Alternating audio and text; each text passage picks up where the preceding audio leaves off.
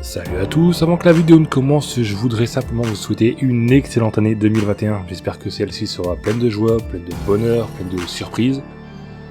Et si vous avez des bonnes résolutions pour l'année, n'hésitez pas à me le dire. Voilà, c'était un petit message et je vous souhaite une excellente vidéo.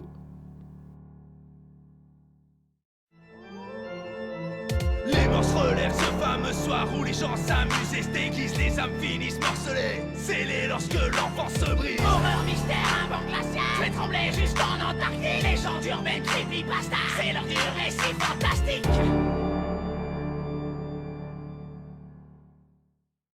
Salut à tous. Je ne sais pas si cette histoire est à prendre au sérieux ou non, mais en tout cas, elle me fait doucement flipper, et j'aimerais avoir des avis. Après le travail, j'aime bien me poser sur un banc dans un parc qui se situe pas loin du bureau. Il y a 2 semaines, j'ai trouvé sur un des bancs un petit bloc-notes. Curieux de nature, j'y ai jeté un coup d'œil rapide. Ça m'a semblé être la liste d'un homme où il répertoriait les choses qu'il avait faites ou qu'il voulait faire au cours de sa vie. Je n'ai pas eu le temps de tout lire, car j'ai reçu un appel important de la part de ma femme, et j'ai donc dû partir laissant le bloc-notes sur le banc. Le lendemain, je suis repassé devant ce banc, tout en sachant très bien que la liste ne serait plus là. Pour je ne sais quelle raison, elle y était. Cette fois-ci, je l'ai pris et je suis parti avec, pour la lire entièrement. Certes, c'est un peu louche sur les bords, voire même carrément flippant sur la fin, mais je crois que c'est juste une blague ou une caméra cachée.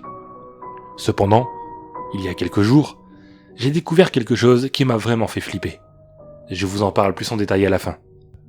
Ce qui va suivre, c'est la retranscription faite par mes soins. Pour les plus sceptiques, vous trouverez également des photos de quelques pages du cahier, ce qui prouvera sûrement l'authenticité de ce que j'avance. Par contre, faites gaffe, ce type écrit vraiment très mal. J'ai juste scanné 2 pages pour vous montrer l'évolution de l'écriture. Il y a aussi des petits dessins barrés, mais je n'ai pas encore réussi à les décrypter. Si vous remarquez quelque chose, ce serait gentil de m'aider. Voici la retranscription. Ma liste de choses à faire au cours de ma vie. Avoir mon diplôme à l'université. J'ai enfin réussi à l'avoir, ce satané diplôme d'état de docteur en médecine. Je me souviendrai toute ma vie de ce 28 juin 2009. Cette cérémonie, cette remise de diplôme. Rien que de l'écrire, je me vois encore monter sur cette estrade. C'est quelque chose que je voulais vraiment avoir. Il me servira plus tard, j'en suis sûr. Avoir une petite amie. Et ça aussi c'est fait. Valentine était de ma promo depuis 2 ans. Et ce n'est que le 5 juillet 2009 que j'ai réussi à lui avouer mes sentiments. J'avais peur de me prendre un gros vent, mais finalement, il se trouvait qu'elle aussi, elle m'aimait. Adopter un petit chien et l'appeler Balto. Depuis que je suis tout petit, j'aime beaucoup les chiens. Malheureusement, mon père était allergique aux poils de chien, et je n'en ai jamais eu. Alors quand je suis parti de chez mes parents, j'ai tout de suite voulu m'en prendre un. Mais j'ai vite réalisé que ce petit chien ne serait pas heureux avec seulement une seule personne à ses côtés. Quand je me suis mis avec Valentine, je lui ai demandé si elle n'était pas contre le fait d'adopter un petit chien. Certes, j'ai dû la forcer un peu car elle était plutôt chat, mais elle a fini par accepter. On l'a d'ailleurs adopté le 13 septembre 2009, date de l'anniversaire de Valentine. Je l'ai appelé Balto, car c'était le nom de l'ami imaginaire que j'avais quand j'étais petit. Faire mon baptême de l'air. Décidément, Valentine est dans beaucoup de choses dans cette liste. Pour nous 1 an ensemble, elle m'a offert un baptême de l'air vers Bordeaux. J'aurais dû le faire le 5 juillet, mais on a eu des problèmes pour l'inscription. On l'a finalement fait 1 semaine plus tard, le 12. Voyager en Égypte. Cette fois-ci, je l'ai fait tout seul. J'aurais dû faire ce voyage avec Valentine, mais je me suis embrouillé avec elle quelques jours avant. Et malgré mes excuses, elle n'a pas voulu venir. Bon, cette phrase est écrite en tout petit, mais je peux quand même la lire. Il est écrit « Vieille salope ». On dirait que ça a été rajouté après. Bref, voici la suite. Ce fut un voyage magnifique. Il n'aura duré certes qu'1 semaine, mais je suis revenu avec un dossier de 500 photos. Visiter les vieux châteaux d'Écosse. Malheureusement, je n'ai pas encore eu le temps de faire ce voyage. Visiter des châteaux est une activité qui me plairait, j'en suis sûr. Mais après mon voyage en Égypte, je n'avais plus d'argent. Voir une aurore boréale. C'est aussi quelque chose que je cherche à faire, mais je sais comment je vais faire. Pendant mon voyage en Écosse, j'aurai probablement l'occasion d'en voir une, car elles apparaissent dans les régions les plus proches des pôles. Je pense que l'Écosse devrait suffire. Me faire tatouer. Je ne sais pas si je peux vraiment me faire tatouer. À vrai dire, je ne sais même pas ce que je veux me faire tatouer, ni où. Mais bon, c'est quelque chose que je souhaite faire avant de mourir. Déjà parce que Valentine aime ça, et aussi parce que ça doit être un truc sympa à faire. apprendre à jouer de la guitare. Je n'ai jamais vraiment su jouer d'un instrument de musique. J'avais fait un court stage d'apprentissage du piano quand j'avais 15 ans, mais l'instrument ne me plaisait pas. Alors début avril, j'ai commencé à économiser pour m'acheter une petite guitare acoustique. Rien de bien fou, bien sûr. Le genre de truc que les parents achètent aux gamins pour leur faire plaisir à Noël, vous voyez. Le genre de truc à 100 € quoi.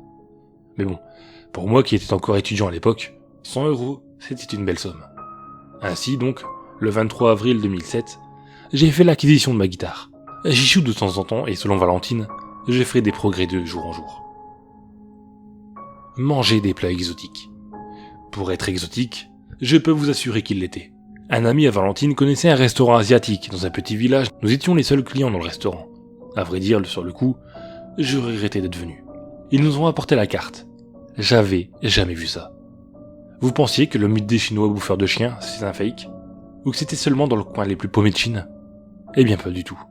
Si on s'y connaît bien, on peut en trouver en France. La preuve. J'ai jamais mangé quelque chose d'aussi bon que ça. Tout était parfait. La texture de la viande en bouche, le goût. Je ne peux clairement pas décrire ce que je ressentis quand j'ai mangé ça. J'en ai repris 3 fois.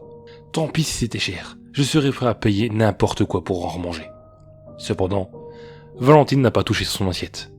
Je ne comprends pas comment elle a pu passer à côté de ça. Je lui ai fait remarquer une fois sortie du restaurant, elle m'a dévisagé et n'a plus voulu m'en reparler. Drôle de fille. Se priver de sommeil. C'est quelque chose que j'ai toujours voulu essayer. Je me souviens de mon cours sur le sommeil quand j'étais en 2e année, et surtout sur la privation de sommeil. Ça concernait les symptômes de cette privation, et les séquelles. On nous avait passé une petite vidéo qui récapitulait les étapes jour par jour. J'ai vraiment été passionné par ça. J'ai cherché des informations là-dessus pendant près d'une semaine, et sans jamais vraiment oser le faire. J'ai toujours voulu essayer de tenter l'expérience. Mais maintenant, avec cette liste, je me suis dit que ce serait con de passer à côté de ça, et de crever sans savoir ce qu'on ressent quand on se prive de sommeil. Alors, il y a quelques jours, alors que Valentine était partie bosser dans son coin, j'étais seul à la maison. J'avais une semaine devant moi. C'était largement suffisant. Je suis allé dans notre chambre. J'ai fermé les rideaux et les volets, et je me suis assis par terre. J'ai suivi les techniques qu'on nous avait montrées. J'étais complètement déconnecté du monde extérieur. Je ne savais pas quelle heure il était. Je ne pensais à rien. Et ça a marché. Au début, c'était vraiment dur. Je pensais pas que j'y arriverais. Et puis les hallucinations ont commencé à venir. Au départ, c'était vraiment quelque chose de très léger. Des petites silhouettes, un peu colorées qui tournaient autour de la pièce. Je ne devais pas détourner le regard du point que je ne m'étais donné. Puis, elles ont commencé à essayer de me toucher, de me faire décrocher. Oui, elles voulaient que je dorme. Au bout de 3 jours, c'était devenu invivable. Elles foutaient tout un bordel dans la pièce. Elles faisaient tomber des objets sur moi, majoritairement. J'ai lâché au bout de 5 jours, j'en pouvais plus. Ça a été une expérience fantastique. J'aimerais bien le faire avec Valentine, mais je suis sûr qu'elle ne voudra pas. Elle ne sait pas ce qu'elle rate en tout cas. Drôle de fille. Disséquer un animal. Bon, certes, j'ai déjà disséqué des animaux dans le cadre de mes études. Des souris, des grenouilles. Rien d'extraordinaire en fait. Ma vie commençait vraiment à être chiante. Boulot de merde pas intéressant. Ma femme est une vraie conne, coincée du cul au nez. Et niveau thune, c'est un peu la misère. Il fallait vraiment quelque chose pour la pimenter. Comme quand on est un petit con adolescent et qu'on fait une assez grosse connerie. Cette sensation, je ne saurais pas la décrire tellement elle me procure un plaisir intense. C'était pendant que je me baladais dans un parc, là où beaucoup de gens promènent leurs animaux. Au fond du parc, il y avait une canisette.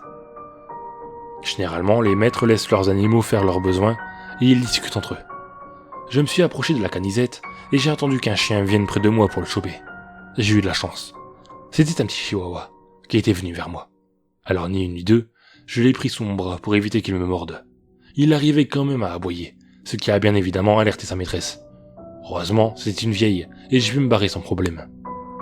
Le parc était à 2 pas de chez moi. J'ai donc pu rentrer sans trop de soucis. Valentine était au travail. J'étais seul avec Lewis. D'après son collier, c'était son nom. J'allais enfin faire quelque chose de palpitant dans ma vie. J'allais enfin sortir de cette routine dans laquelle je m'étais enfermé depuis trop longtemps. J'ai immobilisé le chien comme j'ai pu. D'après moi, il ne pouvait pas bouger. Je ne voulais pas trop perdre de temps avec lui. Je l'ai tout de suite tué comme j'ai vu. Puis je l'ai disséqué avec les instruments que j'ai ramenés des fois du travail. J'ai un peu tout vidé en fait.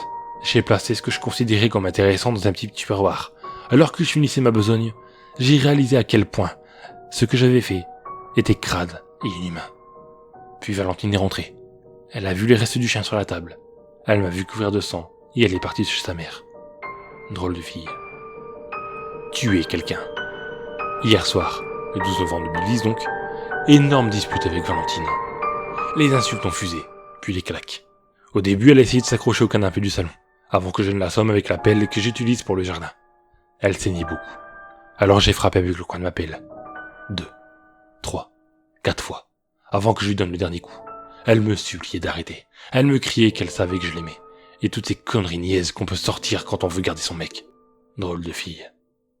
Et puis, le silence est revenu, plus troublant que jamais. Je venais de tuer ma copine. Manger un être humain. Je n'ose plus sortir. J'ai peur que ma mère passe à l'improviste si jamais je sors. Toujours là pour faire chier cette vieille salope. Je ne peux même plus fermer l'appartement à clé. Je ne sais pas où elles sont. J'ai dû les perdre pendant que je frappais Valentine. Cela fait 3 jours. 3 jours aussi que je n'ai pas dormi. J'ai tellement faim. D'habitude, je ne mange presque pas. J'ai fait les courses l'année dernière et je n'ai presque plus rien. Et il faut que je me débarrasse du corps de Valentine. J'ai tellement de choses à faire. Ça ne m'était pas arrivé depuis longtemps. Je pense que je vais devoir manger Valentine. Ça ne me dérange même pas en fait. Elle est plutôt belle quand on y pense. Je me demande même si je la préfère pas morte que vivante. Au moins, elle ouvre pas sa gueule, c'est déjà ça. Bon, je commence le festin. Espionner quelqu'un. J'ai fini par tout foutre en l'air. J'ai détesté manger Valentine. Autant manger du chien, je veux bien, mais alors un être humain, c'est la pire connerie que j'ai jamais fait. Le goût est juste horrible, sérieusement. J'ai réussi à me procurer une clé, vu que j'ai toujours pas retrouvé la mienne. En revanche, le patron de Valentine a appelé, vu que ça fait plusieurs jours qu'elle n'est pas allée au travail. J'ai juste dit qu'elle était sérieusement malade, et qu'elle n'allait pas venir pendant un bon bout de temps.